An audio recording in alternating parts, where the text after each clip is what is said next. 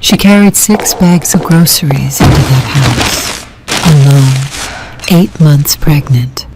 The driver was gone. Nobody told her. The elevator was too far, so she carried them herself, one slow step at a time, through the marble foyer of the most beautiful house she had ever lived in. And inside that house, behind a door open 2 inches, her mother-in-law was telling her husband exactly what to do with her after the baby came. The trust is dissolved. A lake condominium This is near absurd. the He water. wouldn't do this to us. Comfortable, quiet, out of the way. She stood in that hallway and she listened. And she did not cry.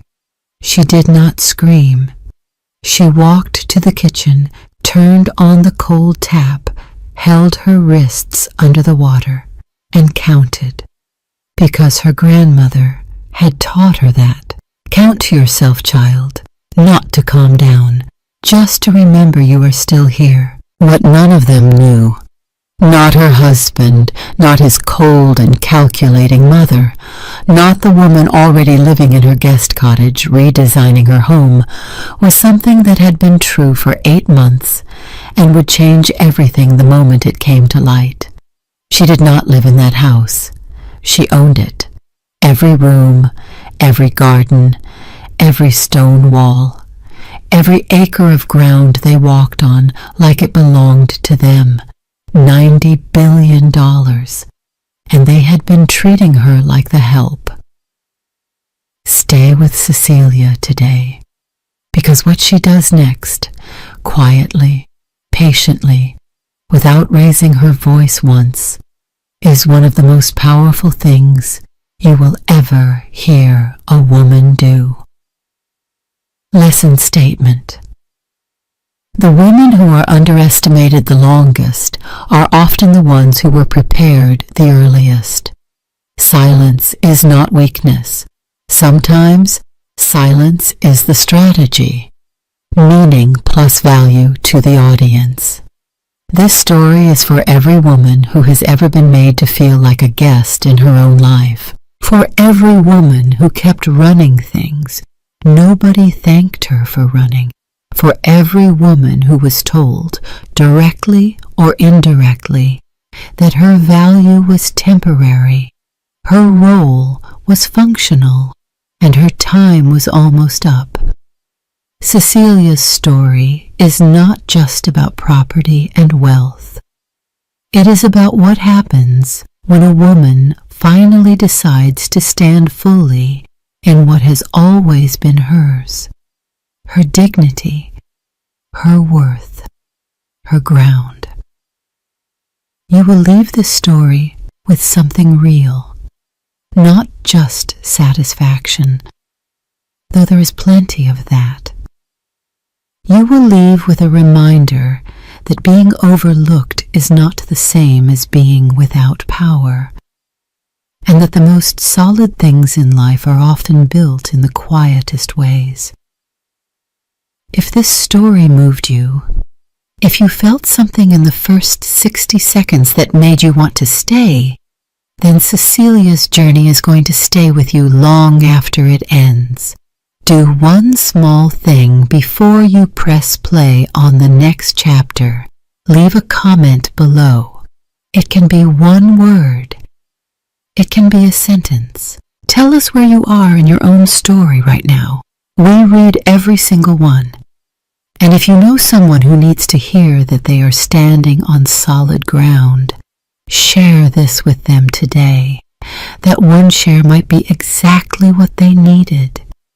If you are new here, welcome. Hit subscribe and stay a while. We tell stories about women who were underestimated. We tell them carefully and we tell them well. You are in the right place now. Back to Cecilia. The heels clicked against the marble. Click, click, click. The sound traveled down the long hallway of Whitfield Estate, the way sound always traveled in old houses, cleanly, without apology. Cecilia heard the heels before she heard the voice. She had learned to track sounds in this house, the way you learn to track weather. You listened early, you prepared. She was standing in the main foyer with her grocery bags, both hands full. The drive had taken 40 minutes because the estate driver, Marcus, had not been available. Dorothea had given him the afternoon off without telling Cecilia. This happened sometimes. Cecilia had learned to keep the number of a car service saved in her phone. 8 months pregnant, 40 minutes in the back of a car service sedan. 6 bags of groceries because the kitchen inventory she had updated 3 days ago showed they were low on staples, and the regular delivery had been rescheduled without her knowledge. Again. She set the bags down carefully on the foyer bench. The marble floor was cold, even through her shoes. She pressed one hand to her lower back and breathed out slowly. That was when she heard the voice. It came from the east sitting room. The door was not fully closed. It was open perhaps 2 inches. 2 inches was enough in a house with marble floors and 14-foot ceilings. The voice belonged to Dorothea Whitfield. Cecilia did not move toward it. She stood exactly where she was, one hand on her lower back, and she listened. "You need to think seriously about what comes next, Preston." Dorothea's voice was the way it always was. Precise. Cool. Like a letter typed rather than written by hand. That woman has given you an heir. Fine. That was her function. But she has never fit here, and you know it. Cecilia's hand pressed harder against her back. She counted her heartbeats. 1, 2, 3. Preston's reply was quieter. She had to strain to catch it. "Mother, this isn't the time." "It is exactly the time." A pause. The sound of something being set down. A cup, maybe. Crystal on a side table. "Before that baby comes, before things become legally complicated, get her settled somewhere comfortable. There are lovely condominiums near the lake." Cecilia picked up her grocery bags. She did this slowly, deliberately, one bag at a time. She made no sound. She walked down the hallway, away from the east sitting room, through the butler's pantry, into the kitchen. The kitchen was enormous. 12-burner commercial range, walk-in pantry, a breakfast nook with a curved window seat that looked out over the private pond. Cecilia had reorganized this kitchen in her 3rd month at the estate. She had color-coded the pantry. She had replaced the inventory system with one that actually worked. She had memorized the preferences of every member of the household staff because it made the morning briefings faster. She set the bags on the counter. She turned on the cold tap. She held both wrists under the water. This was something her grandmother Greta had taught her when she was 9 years old and had come home from school shaking with fury about something a classmate had said. Greta had not asked what happened. She had simply turned on the kitchen tap and held Cecilia's small wrists under the cold water and said, "Count to yourself, child, not to calm down, just to remember you are still here." Cecilia counted now. 1, 2, 3, 4, 5.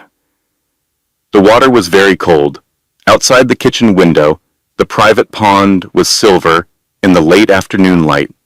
300 acres of grounds.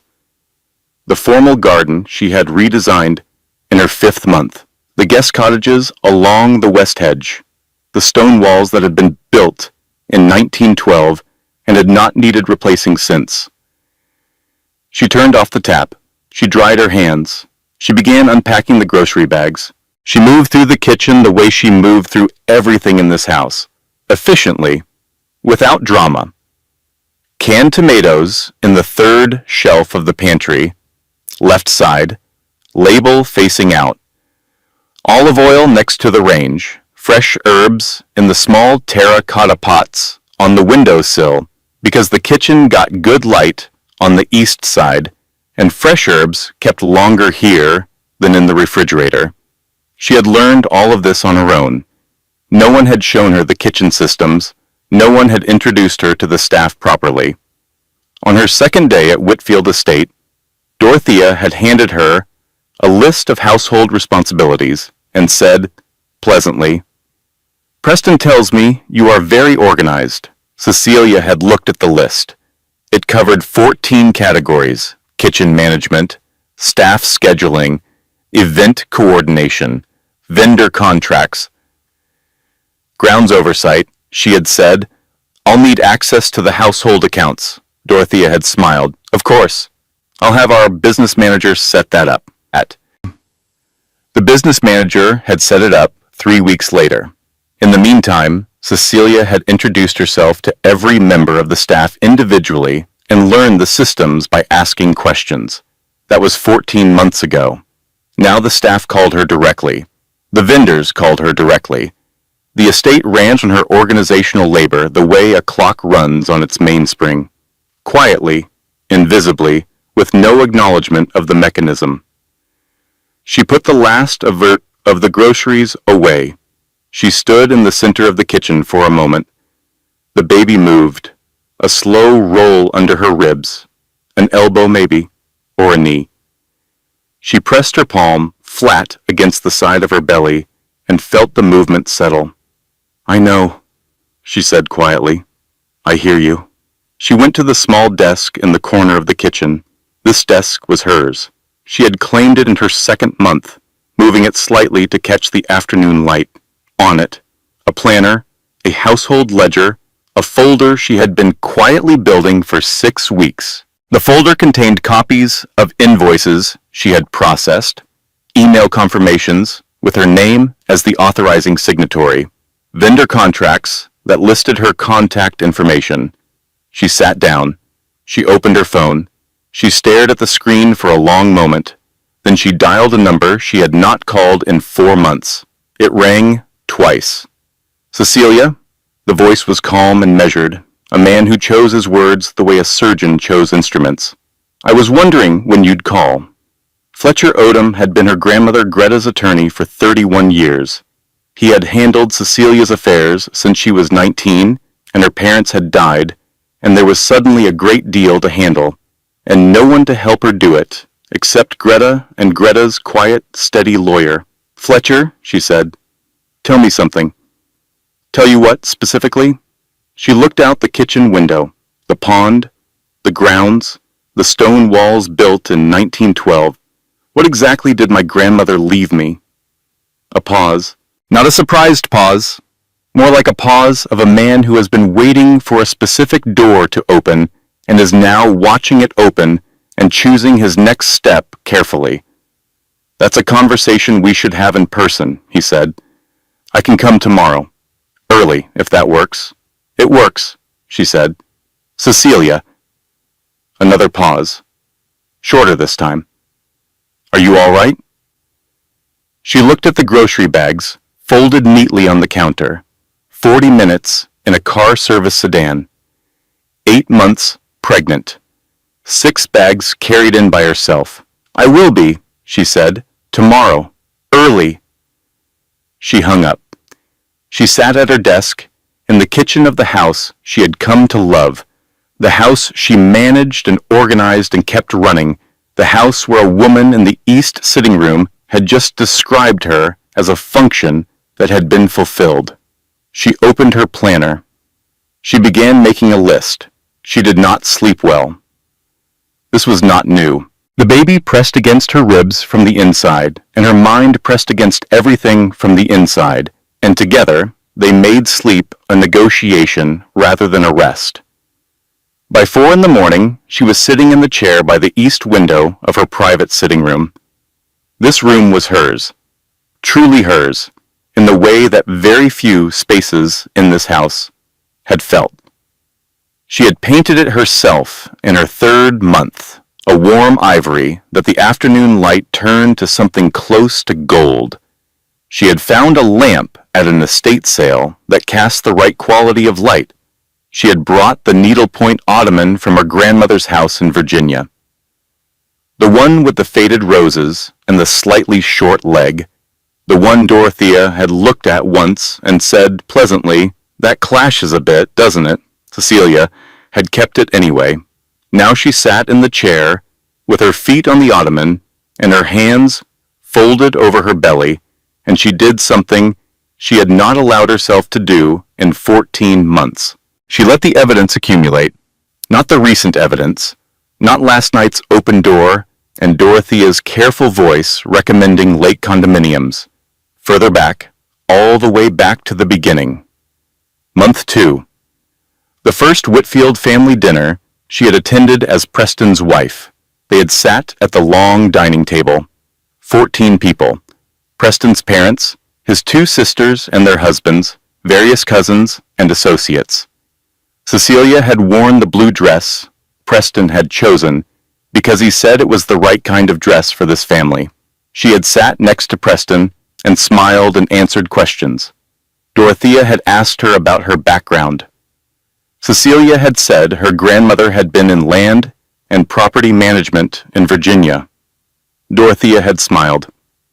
"How lovely," she had said. "Country roots." Then she had turned to speak to the person on her other side and had not addressed Cecilia again for the remainder of the meal. Month 3. Preston had called a meeting with the estate's household managers and introduced Cecilia as the person who would be overseeing day-to-day operations going forward. "She's very organized," he had said. The household managers had looked at her with the careful neutrality of people who had been with the Whitfield family for a long time and knew how to wait and see. Maureen, the head housekeeper, had given her a single direct nod, the kind that said something real. After the meeting, Maureen had found her in the hallway. "I'll show you the systems," Maureen had said simply, and she had, room by room, account by account, supplier by supplier.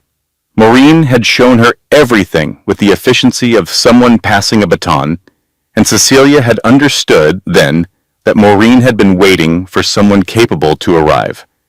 What she had not understood then was why the capable person had to be invisible. Month 6. The Children's Hospital Charity Gala. Cecilia had spent 3 weeks coordinating every detail, the vendor contracts, the seating layout for 320 guests, the menu approvals, the audio and lighting specifications, the 40-person VIP list for the private reception before the main event.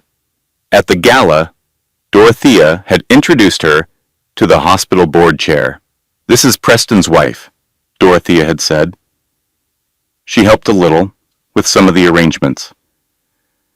The board chair had shaken her hand and moved on. Cecilia had stood at the edge of the room in the navy blue dress Preston had chosen. She had held a glass of sparkling water. She had looked around the room she had built, event by event, detail by detail, and she had thought a thought she had immediately pushed down and locked away. "I built this evening. I negotiated every contract. I did not make a single mistake, and I am completely invisible." Month 9. She had found out she was pregnant. She had told Preston at dinner, quietly, just the 2 of them. He had been genuinely happy. She had seen it in him. That was the thing about Preston that made everything complicated. He was not a cruel man. He was a man who had learned to look away from inconvenient truths and had been doing it for so long that he had forgotten the looking away was a choice. He had told his mother the next morning. Dorothea had come to find Cecilia in the kitchen. "Congratulations," Dorothea had said. Her voice was warm in the surface way. The way marble is warm when the sun hits it just right. It does not go all the way through. "A baby is wonderful news. You'll want to take things easy now. Perhaps hand off some of the household management to someone with more capacity." Cecilia had looked at her. "I'm very healthy," she had said. "The doctor says I can continue normal activity through the 3rd trimester." Dorothea had smiled. "Of course. I just want to be helpful." She had not been helpful. What she had done over the following months was begin a slow and systematic reduction of Cecilia's visibility. Cecilia was still doing all the work, but she was increasingly not present at the meetings where the work was presented, not included in the dinners where the decisions were made, not consulted when changes were made to plans she had originated. And Cecilia, who was managing her pregnancy and her marriage and her grief for her grandmother, who had died 2 months after the pregnancy was confirmed, had let it happen. She had been too tired to fight it. She had told herself it was temporary. She had told herself Preston would notice and say something. He had not said anything. Now it was 4 a.m, and she was sitting in her chair, and the evidence was all around her, like furniture she had been stepping around for so long she had stopped seeing it. She said it out loud, not loudly, just clearly. The way you say a true thing when you are finally ready to say it. I was never going to be enough for them. Not because of anything I lacked, because they needed me to be less. The baby moved. That slow, certain movement. Cecilia pressed her hand to her belly. You are going to know, she told her daughter. Your whole life. You are going to know exactly who you are. She got up from the chair. She went to her desk. She opened the second drawer. Inside was the folder. Her personal folder. 6 weeks of quiet documentation. Copies of emails, invoice authorizations, vendor contacts, decisions she had made and implemented and never been credited for. She had started this folder without fully knowing why. Some part of her had known before the rest of her was ready to know. God, I knew. Some part of me knew for months. She opened her laptop. She went to the county property records website. She typed in the address of Whitfield Estate. She was not sure what she was looking for.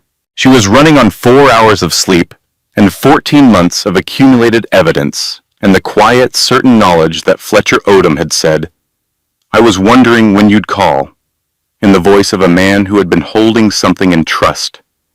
The property records loaded. She read the screen. She read it again. The primary property owner of record for Whitfield Estate. All 340 acres, the main house, the guest cottages, the commercial parcels along the east boundary, was listed under a corporate entity. The corporate entity was named Hargrove Legacy Properties, LLC. Cecilia sat very still. The name Hargrove was her grandmother's name, her name. Outside the east window, the grounds were dark and still. The pond was invisible in the pre-dawn blackness. Somewhere out there, the formal garden was sleeping. The lavender she had planted in her 5th month dormant in the cool September air. She picked up her phone. She called Fletcher back. He answered immediately. It was 4:15 in the morning. He answered as though he had been awake. The property records, she said. Yes, he said. Explain. He did. Fletcher spoke for 11 minutes.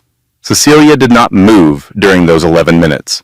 She sat at her desk with her feet on Greta's needlepoint ottoman, and she held the phone against her ear, and she listened to the story of her grandmother's life as she had never heard it told before. The version she had always known.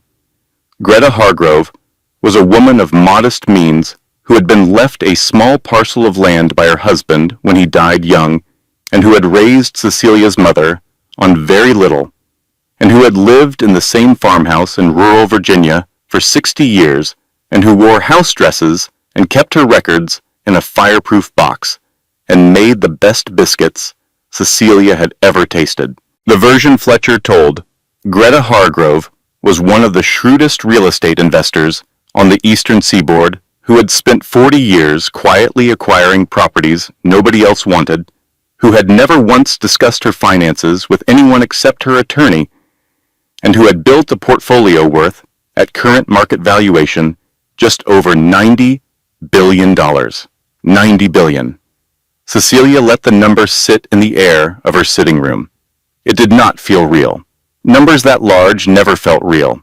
They felt like something from a news broadcast, something that happened to institutions, not to women in house dresses who kept biscuit recipes and handwritten notebooks. But the details were real.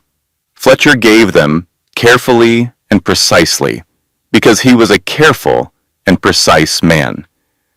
Greta had started with one lot, a half-acre industrial parcel outside Richmond that her husband had purchased before he died and that everyone told her was worthless. She had held it. She had waited. 12 years later, the city expanded and the parcel was suddenly adjacent to a major commercial corridor. She had sold it for 30 times what her husband had paid. She had reinvested every dollar. She had done this again and again and again. Industrial parcels, defunct textile properties, warehouse lots on the edges of cities that were growing in directions people had not yet noticed. She had noticed. She had never been flashy about it. She had never bought anything visible, nothing that would generate conversation. She had been invisible by design. She had understood, very early, that a woman in rural Virginia who became publicly wealthy in the 1970s would face a specific set of problems that a woman who remained apparently modest would not. So she had remained apparently modest. She had worn her house dresses.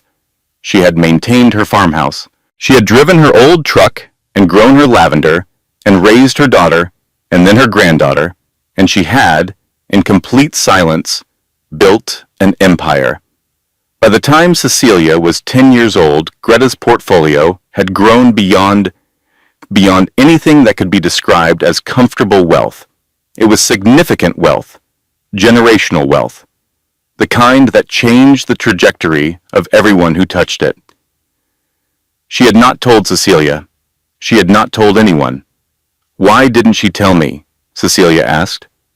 Fletcher was quiet for a moment. She told me once, he said. She said that people who know they are wealthy spend their whole lives managing other people's reactions to their wealth. She said she wanted you to know who you were before you knew what you had. Cecilia closed her eyes. She thought of Greta at the kitchen table in the farmhouse, the fireproof box under the counter, the house dresses, the lavender in the yard. The way Greta had looked at her, sometimes, across the dinner table, with an expression Cecilia had always read as love, and now was reading as something more, something deliberate. Like a teacher watching a student work through a problem they already know the answer to, waiting patiently for the moment of arrival. Whitfield Estate, Cecilia said. Yes, Fletcher said. 14 years ago, the Whitfield family had faced a significant financial crisis. Cecilia had not known this. Preston had certainly not told her. The estate, built in 1912, maintained at enormous expense for 3 generations, had become financially untenable.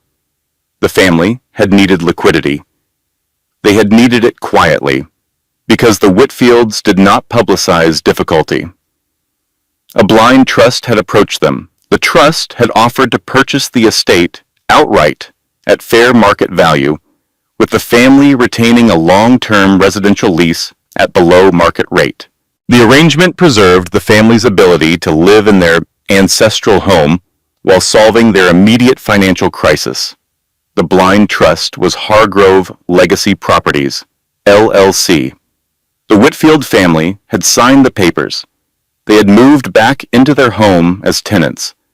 They had been paying rent, subsidized, below market rent, to Cecilia's grandmother for 14 years.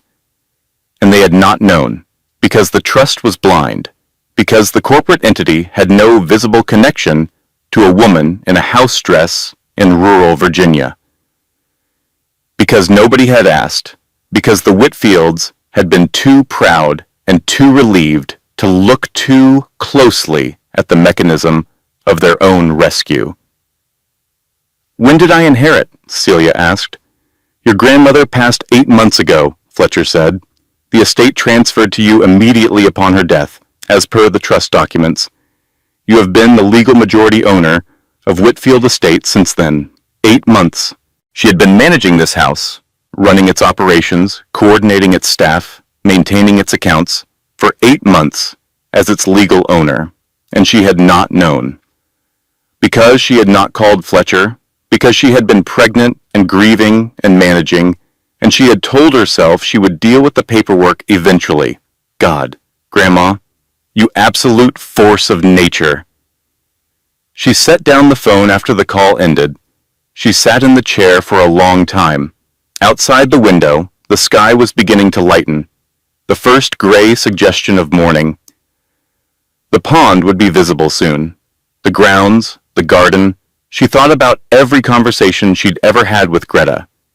She was replaying them now with different information, and they were all changing shape. All the things Greta had said that seemed like simple country wisdom were reformatting themselves into something more deliberate, more prepared. The last time they had spoken properly, 2 weeks before Greta died, Greta had taken Cecilia's hand across the kitchen table and looked at her with those steady dark eyes and said, "You're going to be fine, child. Better than fine."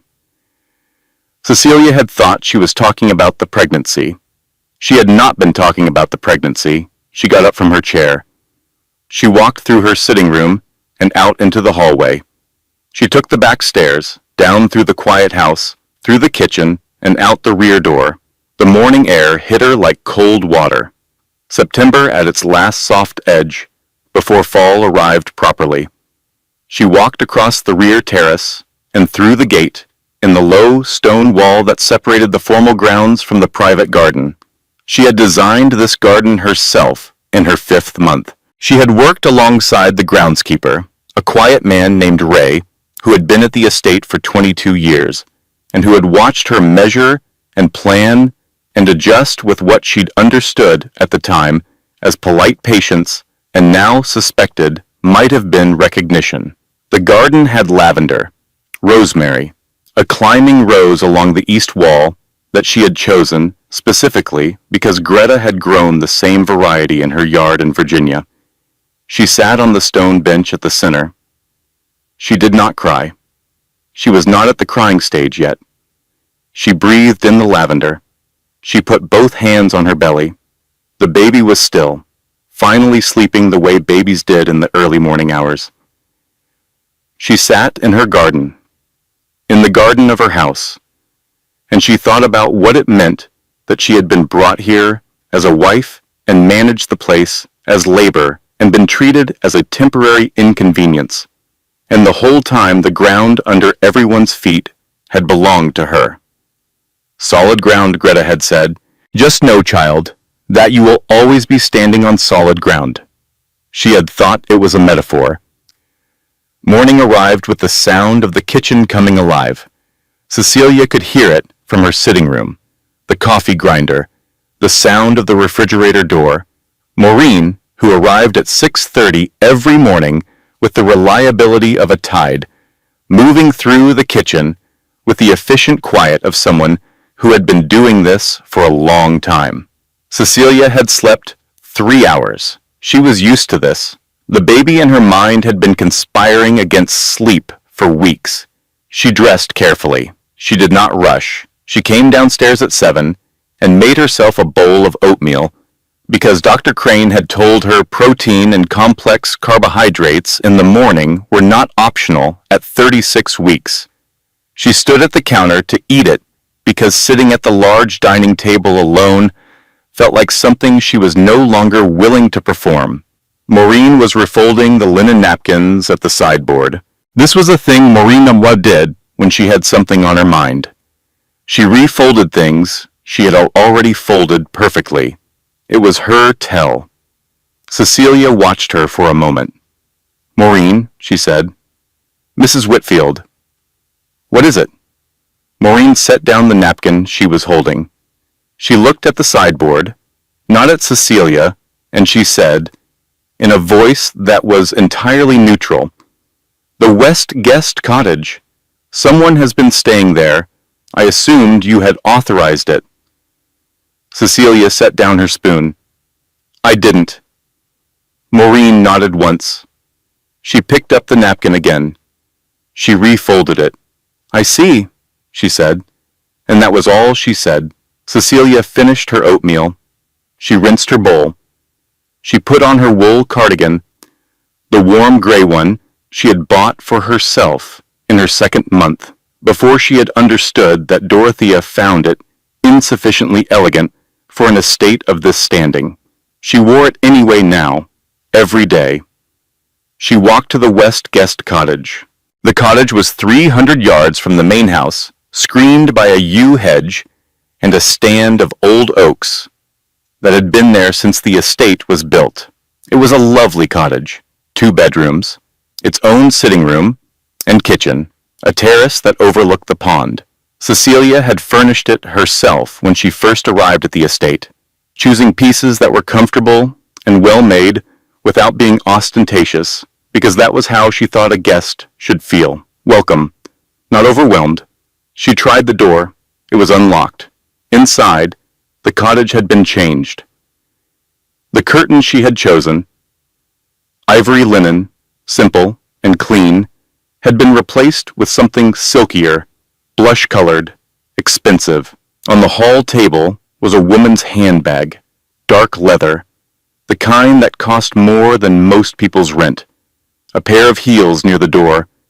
The bathroom counter held a collection of toiletries that were not the estate's standard stock. On the desk, in the small study, a laptop was open to a project management interface. The project was titled Whitfield Estate Renovation, Phase 1. Cecilia walked to the desk. She opened the folder beside the laptop.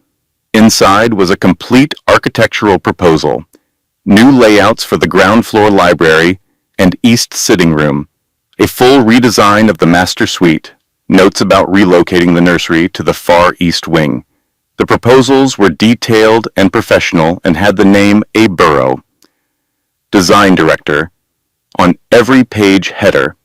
At the bottom of the cover sheet was a signature, P. Whitfield, her husband's signature, approving a renovation of the estate, a renovation she had not been consulted on, a renovation of her home planned by a woman who was living in her cottage. Cecilia stood at the desk for a moment. Then she took out her phone. She photographed every page of the proposal, methodically, one by one. When she was done, she replaced the folder exactly as she had found it. She walked out of this cottage and closed the door behind her. She stood on the small stone path outside and breathed in the morning air. The anger was not loud. It was not hot. It was the kind of anger that arrives when the last piece of evidence falls into place and the full picture becomes suddenly, undeniably clear. Cold, crystalline, architectural. He signed renovation plans on a property he does not own for a woman living in my cottage without asking me. She called Bridget. Bridget Calloway answered before the second ring. She always did when Cecilia called before 8 in the morning. "Talk to me," Bridget said. "I need you to come," Cecilia said.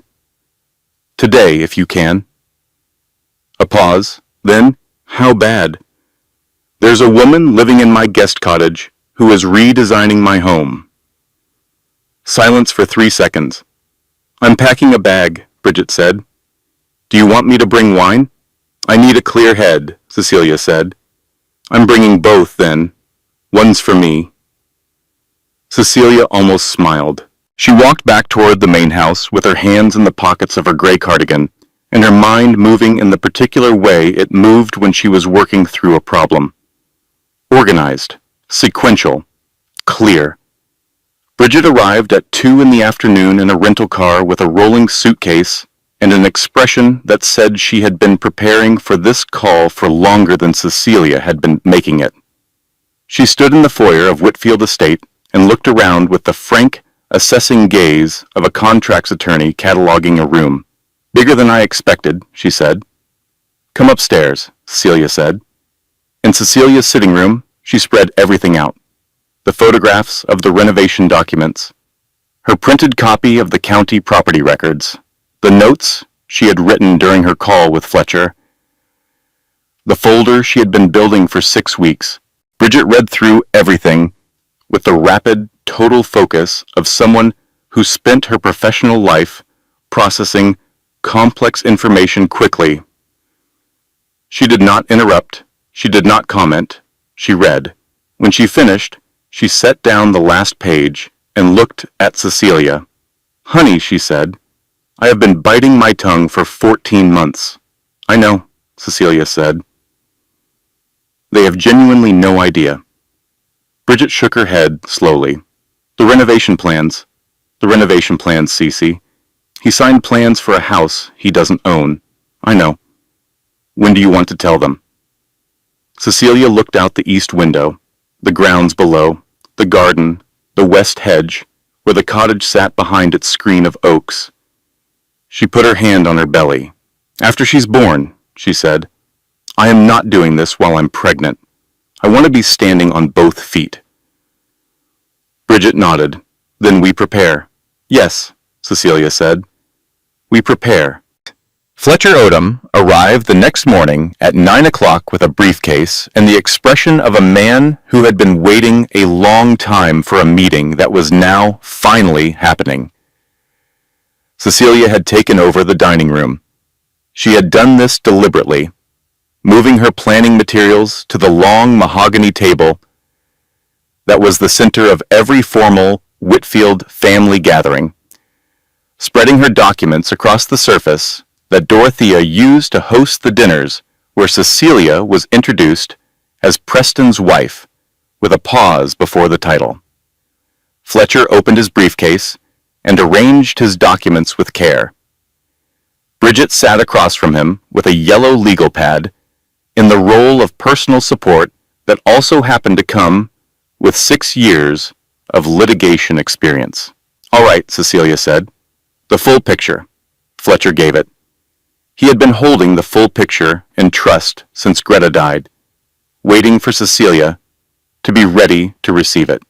He had tried to reach her in the months after the death. She had been too deep in grief and pregnancy and the daily management of a household that demanded everything she had. She had asked him to wait. He had waited.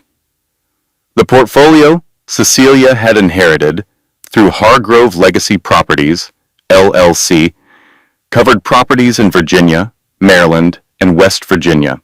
At current market valuation, the total worth was just over $90 billion. This included Whitfield Estate, all 340 acres, with every building on it. The documents Preston had asked Cecilia to sign in her first month at the estate, the ones his family's attorney had presented as standard household management transfers, were exactly what he had told her they were. They transferred operational responsibility. They had no effect on legal ownership. In terms of property law, they meant approximately nothing. So he had her sign paperwork she didn't need to sign, Bridget said, in a house she already owned. "Correct," Fletcher said. "And the renovation plans she photographed would require written authorization from the legal owner of the property," Fletcher said, "which Preston Whitfield is not. And the residential lease the Whitfield family has been operating under since they sold the estate 14 years ago." Fletcher allowed himself the smallest pause before his next sentence. "Comes up for renewal in 63 days. The dining room was very quiet. Then Cecilia said, "Good." Bridget looked at her, a long look, the look of a woman who has known another woman since they were 18 years old and knows exactly what a particular expression on that face means. "Cece," she said. "I know," Cecilia said. "I'm not going to blow anything up. I'm going to do this correctly." "What does correctly look like?" Cecilia put both palms flat on the mahogany table. She could feel the grain under her hands, antique wood, brought from England in the 1940s. She had polished this table herself twice since she moved in because the household was using the wrong product and she could see the finish dulling. "It looks like 63 days of preparation," she said, and then a conversation. That evening, Dorothea hosted a dinner. She had informed Maureen, who had informed Cecilia with the careful neutrality that characterized all of Maureen's communications about things Cecilia had not been consulted on. 4 guests: Warren Whitfield, a business associate named Clive and his wife, a pleasant woman named Pamela, who collected vintage maps and was the most genuine person at the table, and Annalise Burrow. Annalise was introduced as the design consultant Preston had brought in for estate updates. She was 29 and polished in the particular way of someone who had studied what polish looked like and reproduced it carefully. She wore red. She sat in the chair that was, by household seating tradition, Cecilia's chair, the one closest to the kitchen passage, which Cecilia used because it was easier to move in and out with a pregnancy. Dorothea said, "Annalise has brought such fresh vision to the estate renovation project. Sometimes you need new eyes." Pamela, the business associate's wife, turned to Cecilia with genuine warmth. "Did you work with her on the design ideas? I imagine you know this house so well." Before Cecilia could answer, Dorothea said, "Cecilia handles more of the domestic side, menus, that sort of thing." Pamela nodded and turned back to Annalise. Cecilia picked up her fork. She ate. She said very little. Beside her, Bridget, introduced as her visiting college friend, did the same. Their eyes met exactly once across the table. Bridget gave the smallest possible shake of her head. Not yet. After dinner, Cecilia took the east hallway route back to her sitting room. She took this route every evening because the floors on the east side of the house were warmer. Her feet swelled badly by evening, and warm floors helped. This route passed the small alcove near the library. She heard voices from the alcove. She stopped. Preston's voice. And a woman's voice, lower, more deliberate. They were not conspiring about anything dramatic. What they were doing was, in some ways, worse. They were talking about the estate, casually, as though it had already been decided. Annalise was describing the reconfiguration of the master suite. Preston was asking about the nursery placement. They sounded like two people planning something they considered entirely within their rights to plan. "Will she be difficult about it?" Annalise asked. A pause. "She doesn't really have grounds to be," Preston said. Cecilia stood in the hallway for 5 seconds. 1, 2, 3, 4, 5.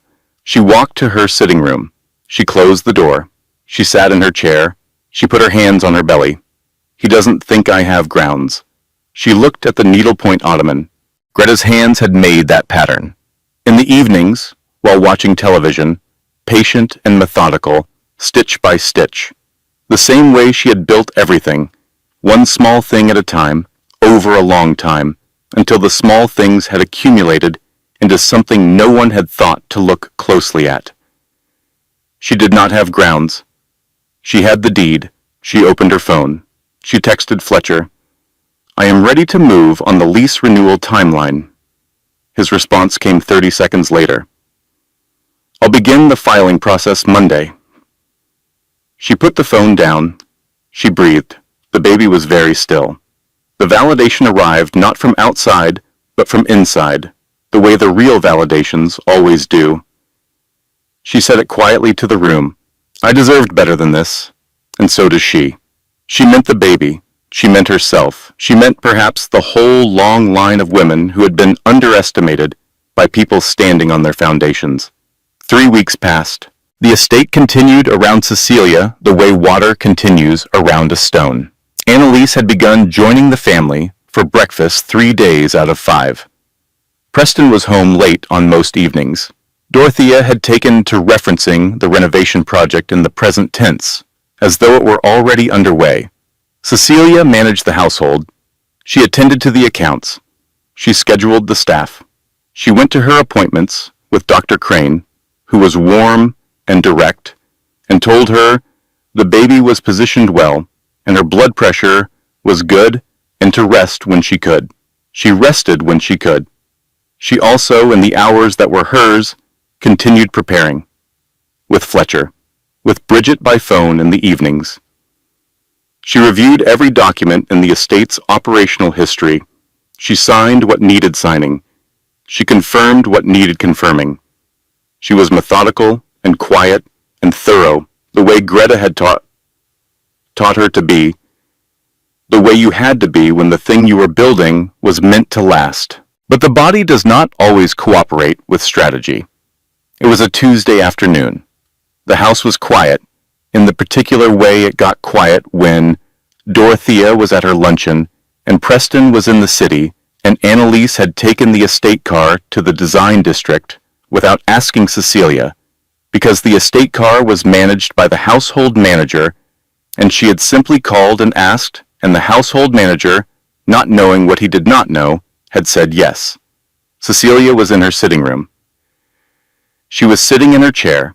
She had been going through correspondence. She had been doing what she always did.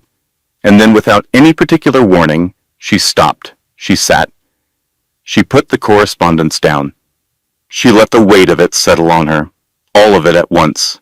14 months of invisible management, the grief for Greta that she had not fully processed because there had been no space to process it. Always something to manage. Always some next thing. The loneliness of being in a house full of people and seen by none of them.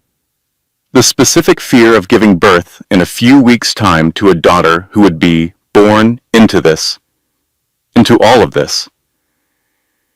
And Cecilia needed to have fixed it by then. She pressed her hands over her face.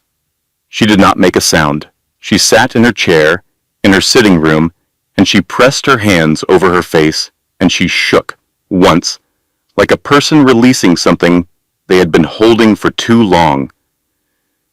And then she breathed. And then she was still. When she took her hands from her face, she noticed, as she often noticed in difficult moments, the needlepoint ottoman, Greta's hands. She got up. She moved slowly now, 36 weeks along, her body weighted and deliberate. She went to the window seat on the east side of the sitting room. This was her spot.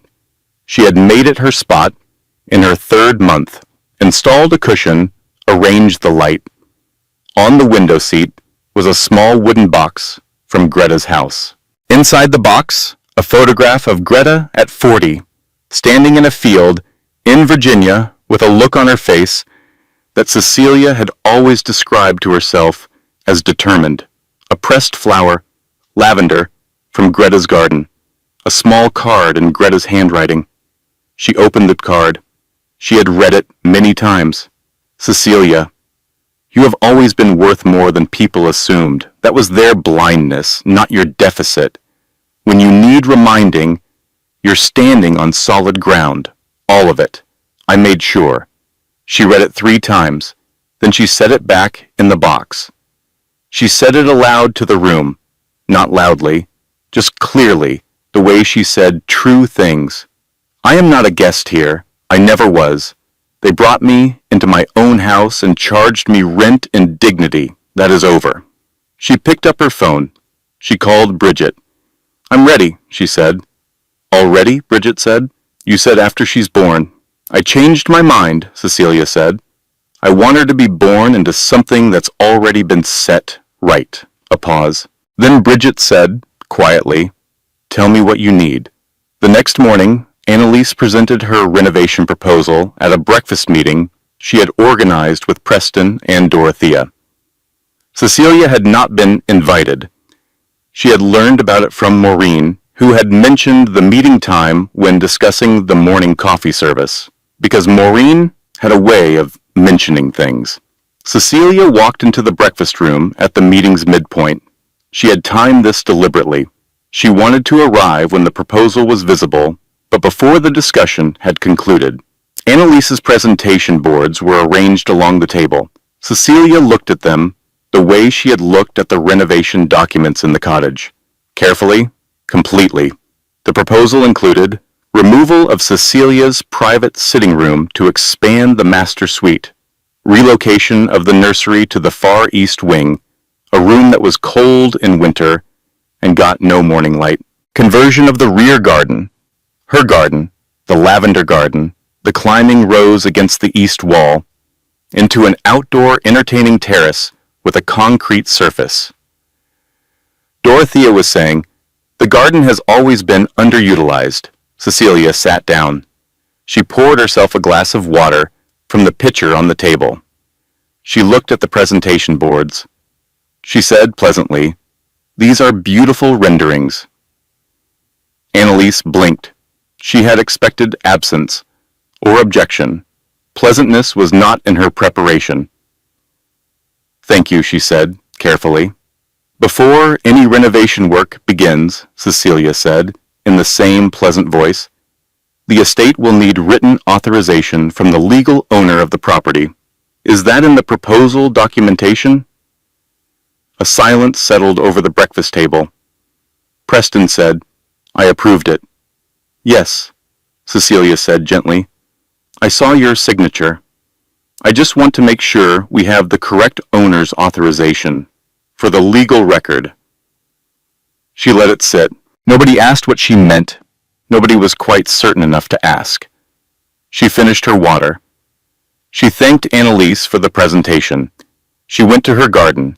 She stood among the lavender and the climbing rose, and she breathed the morning air, and she thought, "The table is set.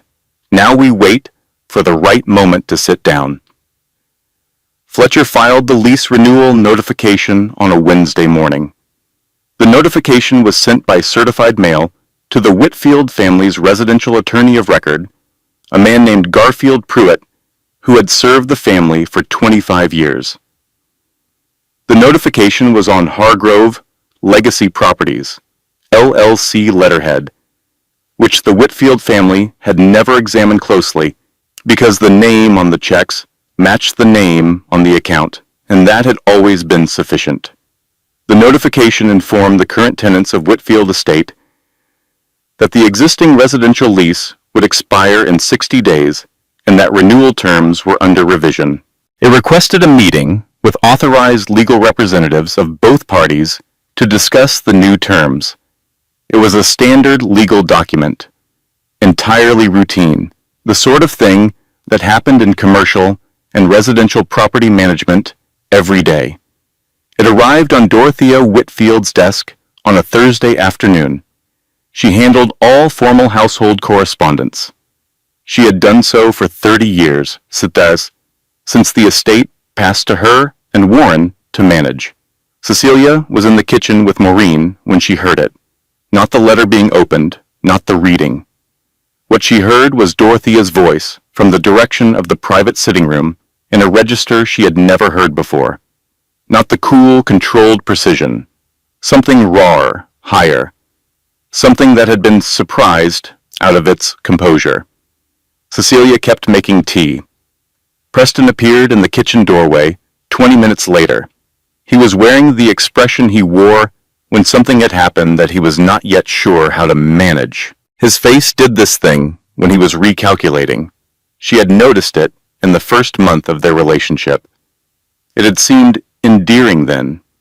Now it was simply a signal. "Cece," he said, "can we talk?" "Of course," she said. "There's a letter from the estate management company." He paused. "There seems to be some administrative situation with the property, with the lease." "Oh?" "The management company is... Apparently, there's an ownership structure that we weren't fully aware of." He was choosing his words very carefully. "Our attorneys are looking into it." "What kind of ownership structure?" "The company is called Hargrove Legacy Properties." He said the name like it was a question. "Do you know anything about that?" Hargrove. Her grandmother's name. Her name. He was saying it to her face, and he did not see it. She said, "I'll need to speak with Fletcher. He would know better than I would about my family's business affairs." She picked up her tea. She walked out of the kitchen.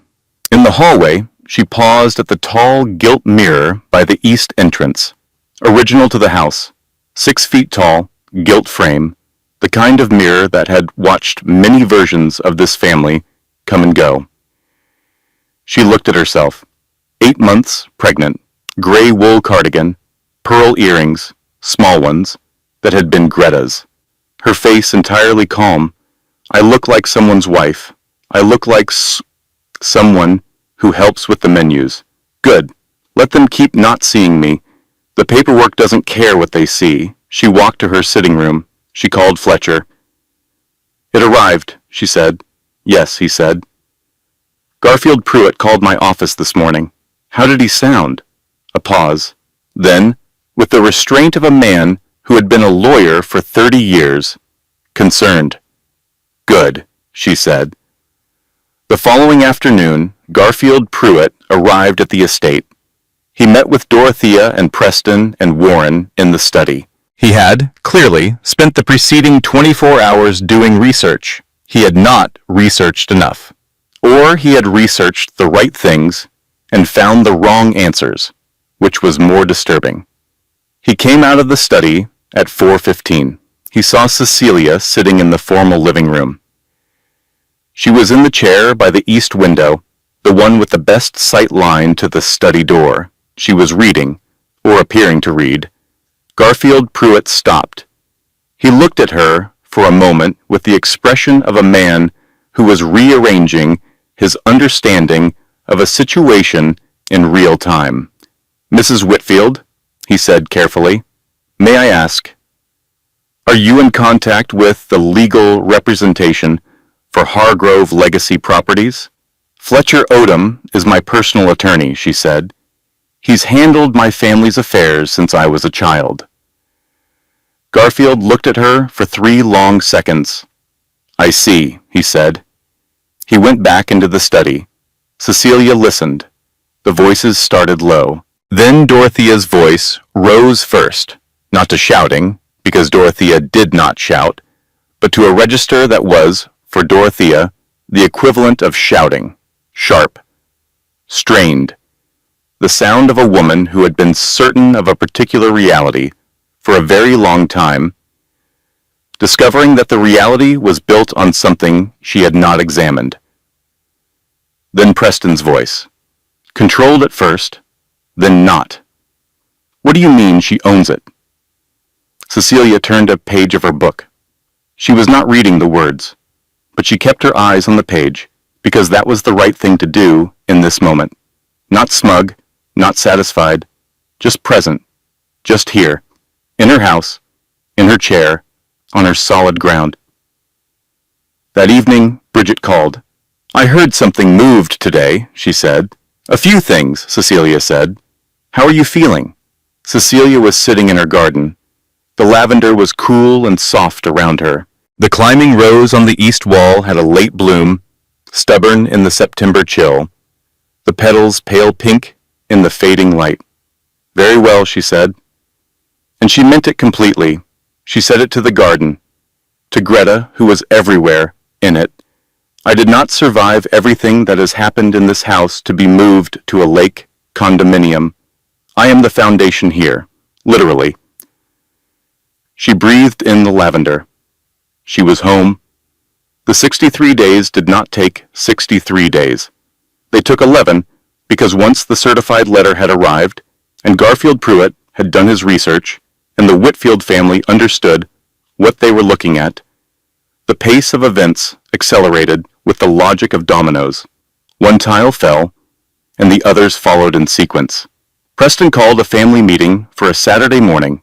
He and Dorothea and Warren sat on one side of the dining room table. Garfield Pruitt sat at the end.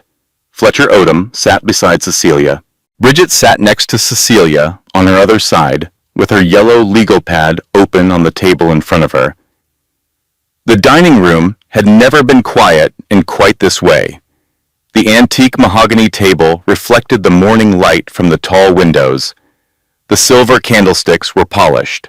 Everything in this room was polished. Cecilia had overseen the polishing.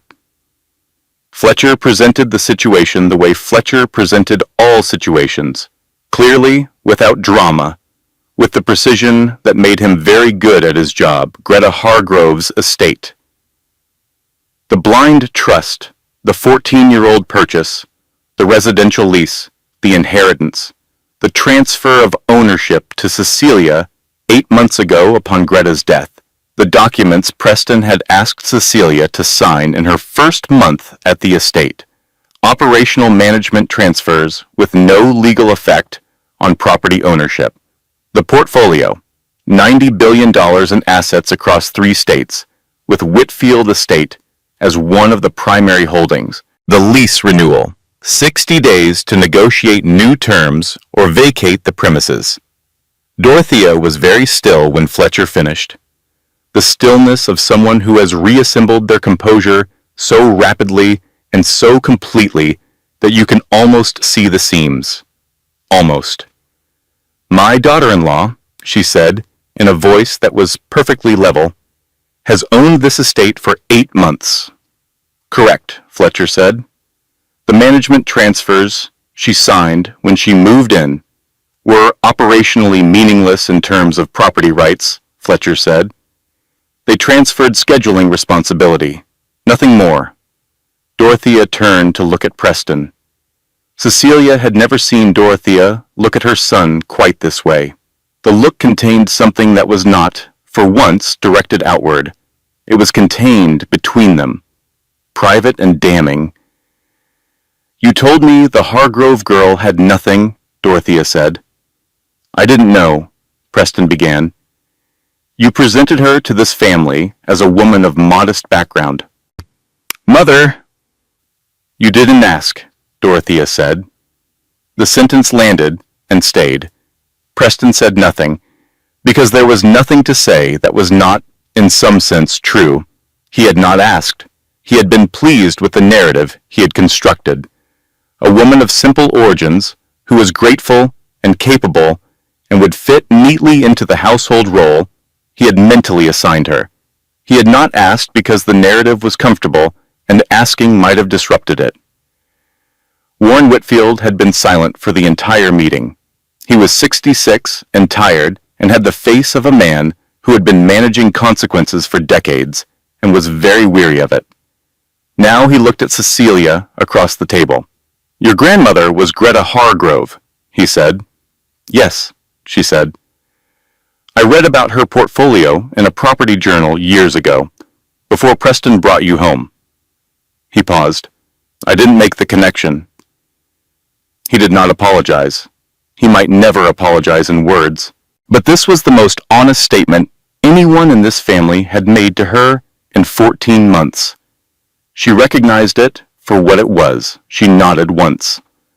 That afternoon, Cecilia walked to the West guest cottage. She knocked this time. Annalise opened the door. She was wearing plain clothes. Her hair was down. Without the careful performance of the dinner table, she looked younger. She looked at Cecilia with an expression that had several things moving through it simultaneously, and not all of them were what Cecilia expected. I should start packing, Annalise said. The cottage lease concludes at end of month, Cecilia said. 3 weeks. A pause. I didn't know about the ownership structure, Annalise said. I know. I'm not sure I can claim the same ignorance about the rest of it. No, Cecilia agreed. But that's between you and your own conscience. She turned to go. Then Annalise said, quietly, the renovation plans. I want you to know. The garden? I didn't include it in the changes. I could see the care in it. Cecilia stood still for a moment with her back to the cottage door. Good eye, she said. She walked back through the morning toward the main house. 2 days later, Bridget called her at 8 in the morning. Annalise Burrow called my number, she said. Found it in the estate contact list. I know, Cecilia said. She texted me first to ask if she could. And you said? I said yes. Annalise came the following afternoon with a folder of her own, not renovation plans this time. Inside, text messages between herself and Preston, financial records, written commitments he had made to her, via text, via email, in documented conversations, regarding the estate renovation project, guarantees he had provided using a property he had no authority to guarantee. She set the folder on the dining room table. She sat across from Cecilia and Bridget, and she was clearly not comfortable with what she was doing, but she was doing it. I'm not doing this out of altruism, she said. He misrepresented the situation to me as well. I built 6 months of professional work on a foundation he told me was solid. It wasn't solid. And I think you should have this. Bridget looked at the folder. She looked at Cecilia. She looked at Annalise. Material witness, Bridget said. That's how I'd characterize it, Annalise said. She almost smiled. After Annalise left, Cecilia sat at the dining room table for a moment. She thought about the categories of betrayal in the past year. Which ones were intentional? Which were lazy? Which were the result of people simply never having been required to look closely at the person standing in front of them? She said it quietly, to herself, to Bridget. I'm not angry at the right people anymore. I was angry at everyone. Now I can see exactly where each thing began and ended. Bridget looked at her. That's a relief. Yes, Cecilia said. It is.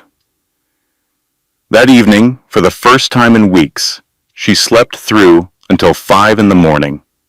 41 days before the lease expiration, Fletcher filed the formal lease restructuring offer with the Whitfield family's attorneys.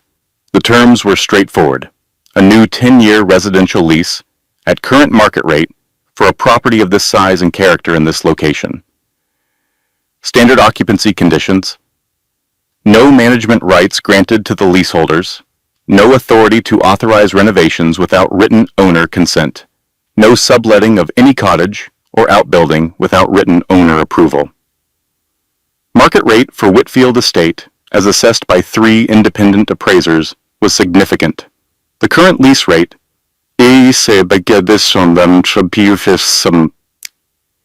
negotiated by Greta's Trust 14 years ago as part of the rescue arrangement, had been running at 40% below market.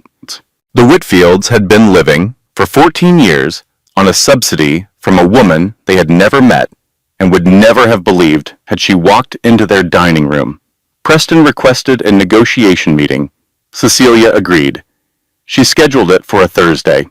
On the Wednesday night before the meeting, her water broke. She was in her sitting room. It was 11:30 at night. She was reading because sleep had become more ambitious than achievable at 37 weeks. She had been expecting this. Dr. Crane had told her at her last appointment that the baby was fully engaged and ready, and it would happen when it happened. It happened. She was very calm. She had been calm about the birth in a way that surprised her, given how uncalm she had felt about many other things in the past months. But the birth felt manageable, concrete. Her body knew what to do. She trusted her body. She called Dr. Crane. She called Bridget. She called Fletcher because she needed him to know the meeting would need to be rescheduled. She looked at her phone for a moment before calling anyone else. Then she called Preston. He answered on the 3rd ring, groggy, confused. Cece? The baby is coming, she said. I'm going to the hospital. I need you to know. He was there within 35 minutes. She was already in the car when he arrived. Bridget at the wheel. He followed in his own car. Cecilia sat in the back seat and breathed through the contractions and thought, in the spaces between contractions, about the meeting that would happen after, about the documents, about the new lease, about what the next chapter of this house would look like when it had been built on something honest. The hospital corridors were clean and bright. Dr. Crane was there within the hour. Bridget stayed in the room. Preston sat in the waiting area. Cecilia did not ask him to come in. She did not ask him to stay away. She was focused on something much more important than any of the complicated things between them. At 4:17 in the morning, on a Thursday, Cecilia's daughter arrived. 7 pounds and 4 ounces. Loud immediately. Decisive about her presence in the world. She had Greta's jaw. Squared, determined, and Cecilia's eyes, dark and wide and very serious about everything they looked at. Bridget cried. Bridget, who prided herself on strategic composure in all circumstances, cried without embarrassment and blew her nose on a hospital tissue and said, "She's perfect. She's absolutely perfect. Yes, Cecilia said. She held her daughter in the quiet of the recovery room. The hospital was dim and still at this hour. Outside the window, the sky was beginning to lighten at the edges. Your great-grandmother built you a house, she said to her daughter. I'm going to make sure you know your whole life that you are standing on solid ground. She named her Greta Hargrove Whitfield. They came home 4 days later. The estate was quiet in the particular way it got quiet when something significant had shifted in its atmosphere. Maureen had put fresh flowers in the foyer. She had done this without being asked. Cecilia noticed. The negotiation meeting was rescheduled for the following Monday. Cecilia met Preston in the formal sitting room 6 days after the birth, with Fletcher and Bridget present. She was sitting in her chair, the specific chair that was hers, in the room that was hers, in the house that was hers. Baby Greta was in the bassinet that Cecilia had moved to the sitting room because she was not yet ready to be in a different room from her daughter, and also because she thought it was useful for everyone present to be reminded of what was at stake. Preston came in, looking like a man who had been doing a great deal of thinking and had arrived at a specific kind of humility. He sat down. He looked at the baby. He looked at the bassinet and at the sleeping face of his daughter, and something moved through his expression that was complicated and real. He tried several approaches. He began with the marriage, the appeal to what they were supposed to be building together. Baal Detter. Then he moved to an argument about disclosure, that she should have told him what she had inherited. Then he arrived at something that had more sincerity in it, something that Cecilia could see cost him to say. I failed you, he said. I was comfortable, and I didn't ask questions, and I let things happen that I should have prevented. She listened to this. She gave it the weight it deserved, which was real weight, because it was a real admission from a man who had spent most of his adult life avoiding admissions. Preston, she said, I didn't know the full extent of what I had inherited until 8 months ago. That's true, but in those 8 months, you moved another woman into this house. You approved renovation plans you had no authority to approve. You sat at my grandmother's table and watched your mother tell a room full of people that my function here was to produce an heir. I don't need you to have done it maliciously. I need you to understand that it happened. He nodded. He looked at the table. I didn't ask enough questions. No, she said. You didn't. Fletcher slid the lease documentation across the table. Preston's attorney had reviewed it already. He knew what it said. Market rate, standard terms, no management rights, written owner consent required for all renovations, 10-year term, renewable. You want us to stay? Preston asked. He sounded genuinely uncertain, as though this was not an outcome he had prepared for. I want the estate to function as an estate, Cecilia said. Your family built it. My grandmother purchased it. Our daughter will inherit it. What happens between now and then is a conversation we can have as adults, if we choose to. He reviewed the documents for a long time. Then he signed them.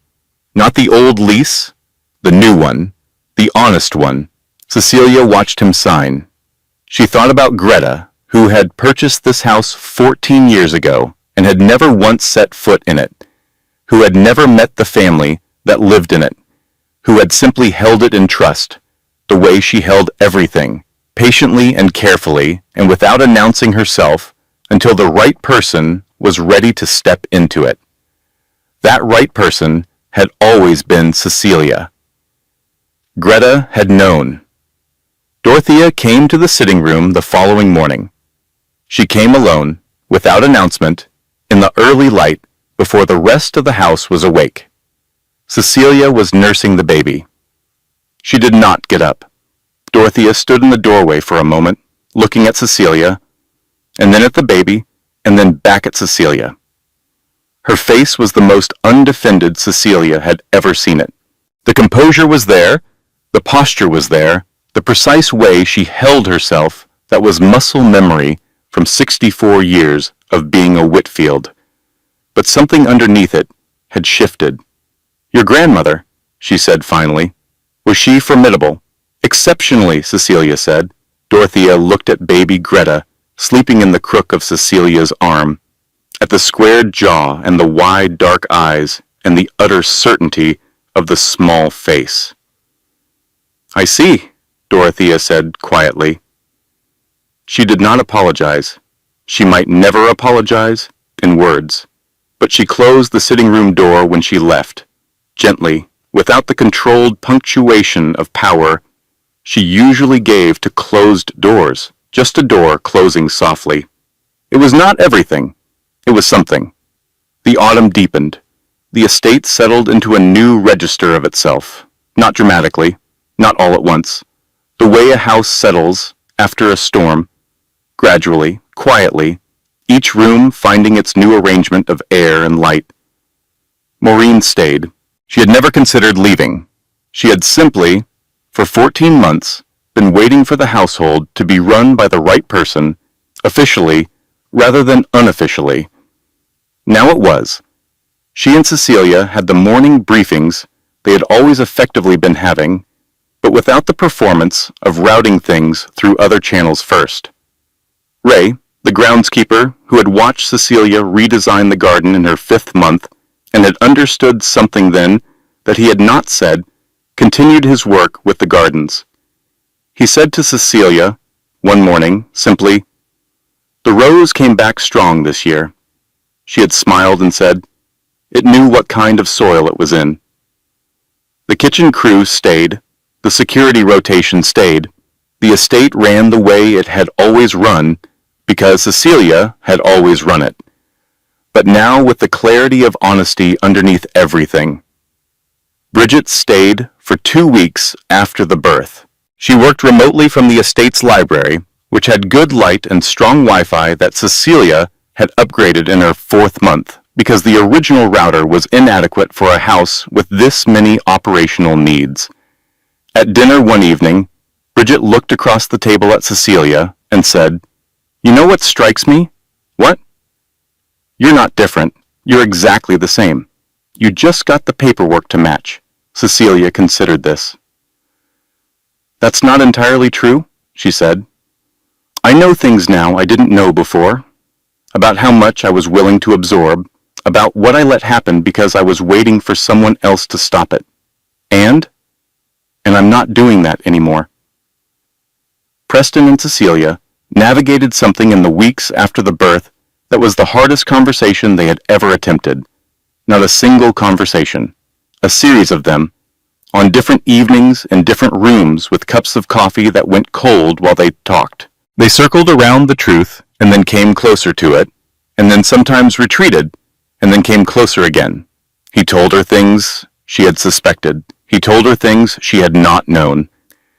She told him what the 14 months had felt like from inside her experience of them. She told him about the moments she had felt most invisible, most dismissed, most reduced. She told him this without anger, because the anger had already moved through her and out the other side, and what remained was something more useful. Clarity, precision, the desire to say true things and be heard saying them. He listened. This was the most important thing. For the first time since she had known him, he listened without preparing his defense. What their marriage became from that point forward, neither of them knew with certainty. What it could not go back to being, they both understood this now, with the kind of understanding that does not need to be argued because it has already settled into fact. Annalise Burrow moved out of the guest cottage on the last day of the month. She sent Cecilia a brief, professional note thanking her for the 3 weeks' notice and wishing her and the baby well. She did not mention Preston. Cecilia appreciated the restraint, the folder of text messages and financial records that Annalise had provided sat with Fletcher, in a file that might, or might not, become relevant depending on how several things developed. Fletcher had reviewed them and said, carefully, that they documented a pattern of misrepresentation that extended beyond the estate situation into Preston's business dealings. Cecilia filed this information and did not act on it immediately. She was not in a hurry. She had learned from the best possible teacher that patience was not passive. Patience was a form of power. She was in the kitchen at midnight when she understood this completely. The baby's schedule had reordered time. 4 in the morning was feeding.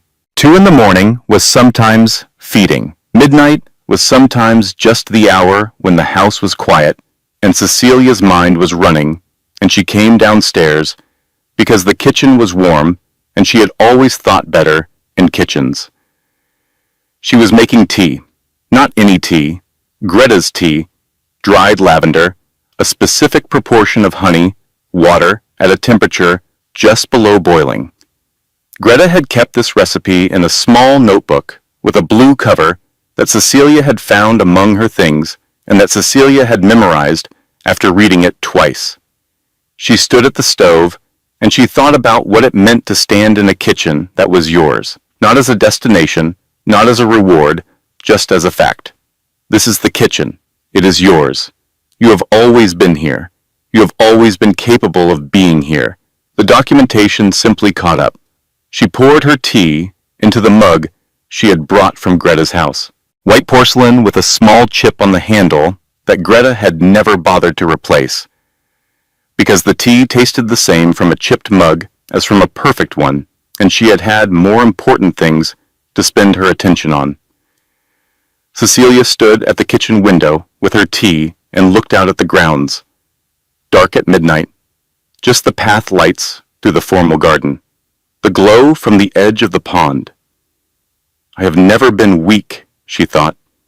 I was waiting for the right moment to be visible. She went to the garden. She knew she should sleep. Dr. Crane had been very clear about sleep and recovery. She would go back upstairs in a few minutes. Just a moment first. She opened the rear door.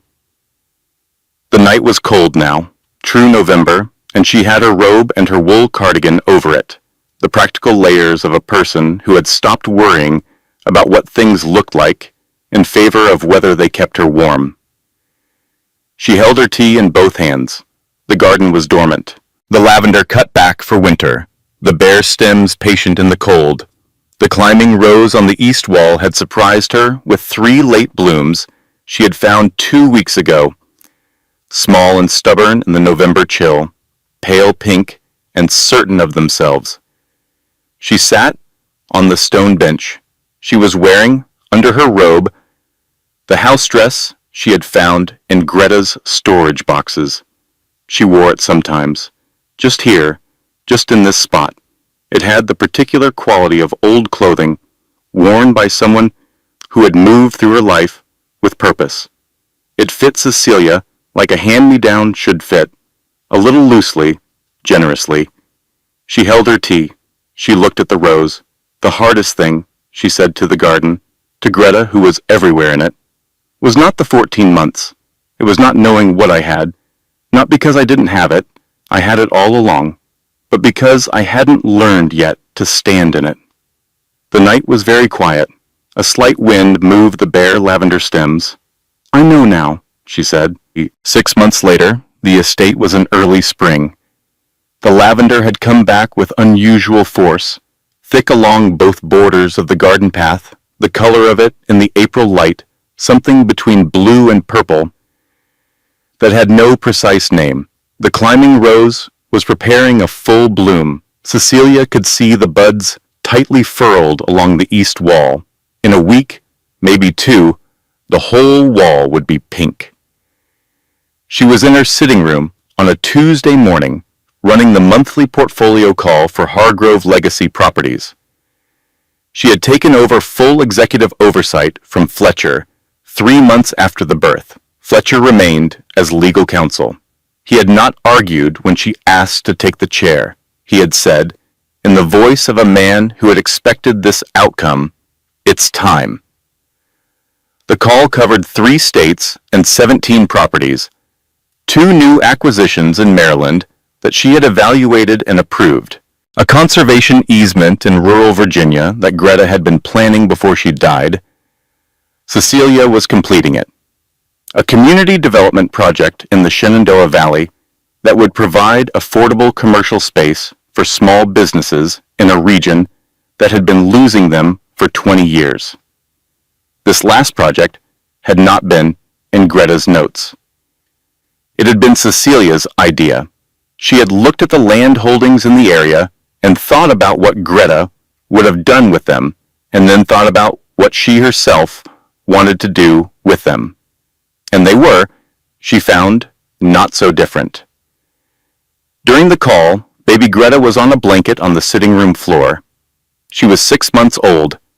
She had discovered that she could move her arms to affect the world around her, and she was working on this discovery with the focused intensity of a scientist. She had a soft toy that made a sound when she squeezed it. She was squeezing it. She was watching what happened. She was squeezing it again. After the call, Cecilia closed her laptop and sat on the floor beside her daughter. Baby Greta looked at her with her wide, serious eyes.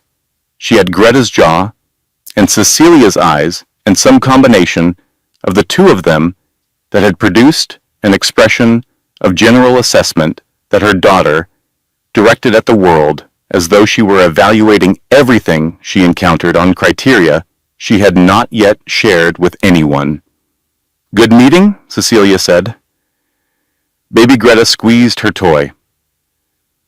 "I'll take that as yes," Cecilia said. She picked her daughter up. She carried her to the east window. Outside was the formal garden, beginning to bloom, the private pond, silver in the spring light, the guest cottages along the west hedge, 2 of them occupied now by legitimate guests. A landscape architect consulting on the east boundary project, and her partner who worked remotely and enjoyed the quiet. The stone walls built in 1912, 340 acres under an April sky. This is Marcel. "This is yours," Cecilia told her daughter. "All of it. Every room, every garden, every load-bearing wall." Greta Hargrove Whitfield looked at the garden with the expression she directed at everything: serious, interested, assessing. Bridget came for the weekend at the end of April. They sat in the garden on a Saturday afternoon that was warm enough to be outside if you had a good sweater. Baby Greta was on a blanket between them with a selection of toys and the serious business of deciding which one to evaluate first. The lavender was in full bloom. The climbing rose on the east wall had opened completely, a cascade of pale pink that moved slightly in the breeze. Bridget said, "Can I ask you something?" "Yes." "Do you think about how different it could have been? If Greta had just told you, if you'd known from the beginning what you had?" Cecilia looked at the garden, at the lavender Greta had grown in Virginia and that she had planted here, at the rose, at her daughter on the blanket, squeezing her toy, watching what happened. "She did tell me," Cecilia said. Bridget looked at her. "Every day of my life, she told me. She used a different language, but she told me." Cecilia paused. "She told me through how she lived, through what she built, through the way she sat across the table from me and never once treated me like someone who needed to be protected from the truth of what she was. I just wasn't ready to hear it until I needed to." Bridget was quiet for a moment. "That might be," she said finally, "the most Greta thing I've ever heard." "Yes," Cecilia said. "I think so too." The baby reached up and closed her small fist around a stalk of lavender that was bending in the breeze within reach. She held it. She looked at it. She looked at Cecilia. She looked back at the lavender. "Careful," Cecilia said gently. "That's yours too. You don't have to grab it." She lifted the baby into her arms and held her in the April warmth and looked at the garden her grandmother had prepared for her without knowing it, that she had planted without fully knowing why, that her daughter was now reaching for with the confident certainty of someone who had always known, on some level she could not yet articulate, that she was exactly where she was supposed to be. On a Monday morning, in early May, Cecilia walked through the foyer of Whitfield Estate in the gold light of a warm morning, baby Greta in the carrier against her chest, the house quiet around them. She paused at the tall gilt mirror by the east entrance. She looked at herself, a woman in a good cardigan and small pearl earrings and sensible shoes, holding her daughter, standing in the foyer of her house in the morning light. The woman in the mirror was not who anyone had expected her to be. She was not who she had expected herself to be 14 months ago, when she had stood in this foyer with her grocery bags in both hands and heard a voice through a 2-inch gap in a door. She had been standing on solid ground even then. She had just needed time to feel it. She went to the kitchen to make coffee. She made it the way Greta had taught her, the specific grind, the exact ratio, the patience to let it bloom fully before pouring. Some things could not be rushed. Some foundations took a lifetime to build and a lifetime to understand, and then, if you were fortunate, a lifetime to pass on. She poured her coffee. She stood at the kitchen window. Outside, the grounds were bright and awake in the May morning. 340 acres. The formal garden. The private pond. The stone walls built by people who had not imagined who would be standing here in this light, in this year, with this coffee in her hands, and this daughter against her chest, and this particular knowledge of what it meant to be home. She was home. She had always been home. She just knew it now.